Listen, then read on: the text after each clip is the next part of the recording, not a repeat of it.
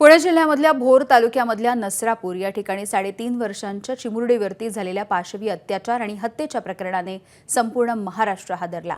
या प्रकरणामधील नराधम आरोपीला कठोरातली कठोर आणि फाशीची देखील शिक्षा व्हावी यासाठी पुणे ग्रामीण पोलिसांनी अत्यंत जलद गतीने तपासाची चक्र फिरवली आहेत आणि मोठी कामगिरी बजावली। पोलिसांनी घटनेच्या अवघ्या 15 दिवसाच्या आत पुणे न्यायालयामध्ये तब्बल 1100 पानांचं दोषारोपपत्र देखील दाखल केलंय। या प्रकरणाची सुनावणी आता फास्ट ट्रॅक कोर्टामध्ये होणार आहे। दररोज जलद गतीने हा खटला चालवला जातोय।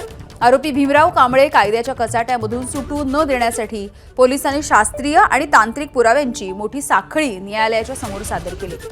आरोपपत्रामध्ये 50हून अधिक महत्त्वाचे साक्षीदारांचे जबाब नोंदवण्यात आले आणि या सर्व भक्कम पुराव्यांमुळे येत्या आठवड्याभरामध्ये फास्ट ट्रॅक कोर्टात या खटल्याची प्रत्यक्ष सुनावणी सुरू होणार आहे। आरोपीला तातडीने शिक्षा होण्याचा मार्ग मोकळा होतोय।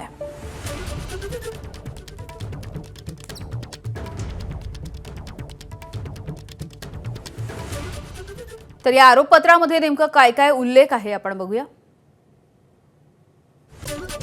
घटनाक्रमाचा पंचनामा, सीसीटीव्ही चित्रीकरण आणि तांत्रिक पुरावे आहेत। 50हून अधिक जास्त साक्षीदारांचे जबाब आहेत। चिमुरडीला आरोपी नेताना पाहिलेल्या मुलांचे देखील जबाब नोंदवण्यात आले। शवविच्छेदनाचा अहवाल, डीएनएचे अहवाल, न्यायवैद्यक प्रयोगशाळेचे अहवाल देखील यामध्ये आहेत। काही व्हिडिओ देखील आहेत। 1100 पानांचं हे आरोपपत्र आहे। आरोपीच्या आधीच्या गुन्ह्यांची पार्श्वभूमी आहे।